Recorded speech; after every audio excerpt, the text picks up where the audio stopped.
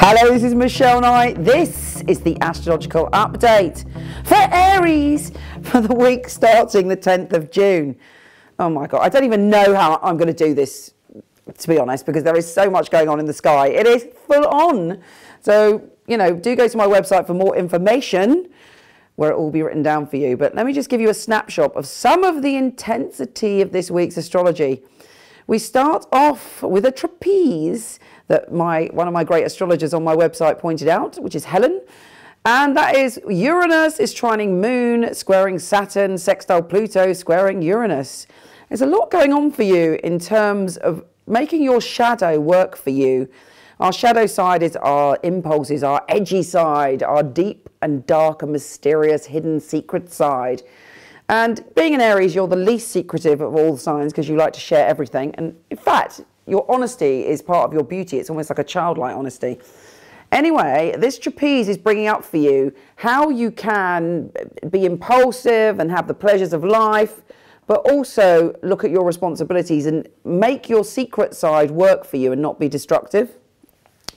The good news is on the 15th, there's a lot of stuff coming in that's going to help you, but also you will have no choice but to look at whatever is the truth about the depths of your being. Firstly, there's a Sun and Jupiter conjunction. This is brilliant news and one of the secret tips of this week, because that Sun and Jupiter conjunction are helping you really communicate in a different and honest way and to be expansive in the way that you communicate. Then we have Chiron, the wounded healer, going retrograde. And this is quite important because it's happening and it also affects other things that are going on this week in the position for you of your illuminated self, your higher self, versus the part of you that may be self-destructive, the sex and drugs and rock and roll side of yourself. Now, obviously, everybody watching this is very, very different. Some people will be more sex and drugs and rock and roll, and other people will be more illuminated. We have both these sides in our personality, and we've got to find the balance within it. Some people express their extremeness by fasting or meditating to extreme, and let's face it, anything to an extreme is not good. So for you particularly, it's all about how you look after yourself when you let your wild side out.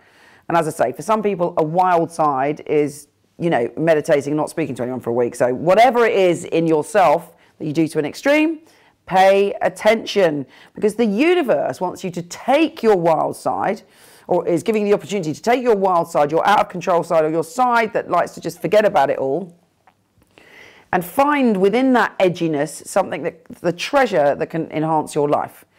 And believe me, if you're thinking, well, I don't know, how am I going to do that? You should find out by the end of the week. Now, that's also because on the 15th, we have something extraordinary. Well, we have a mystic rectangle, a cradle kite, double grand trine, and a double talent square, and these all align to create a diamond in the sky, a five-sided diamond, which is basically going to poke all the different facets of your being. And all of us are very different. Some days we may be like this with family, we may be like this with friends, we might be like that at work. We have different aspects to our personality, but this five-sided diamond is dazzling all of us to pull it all together and to find the peace within and the treasure.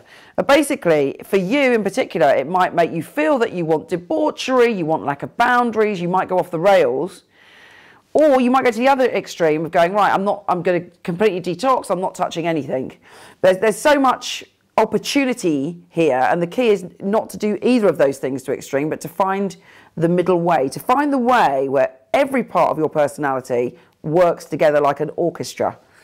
So, your soul and the universe is trying to be the conductor to bring you together, because when all of your sides are together and you're not rejecting any of your personality, that's where your strength is. That's when you can really be you.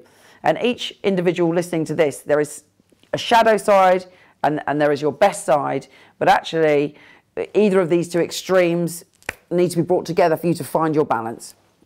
And there's also a lot of issues around your career actually, and transformation around your career and how you see yourself in your career. But this is deep soul stuff. I couldn't possibly tell you how it will affect you individually, because it's about the depths of your being. It's full on.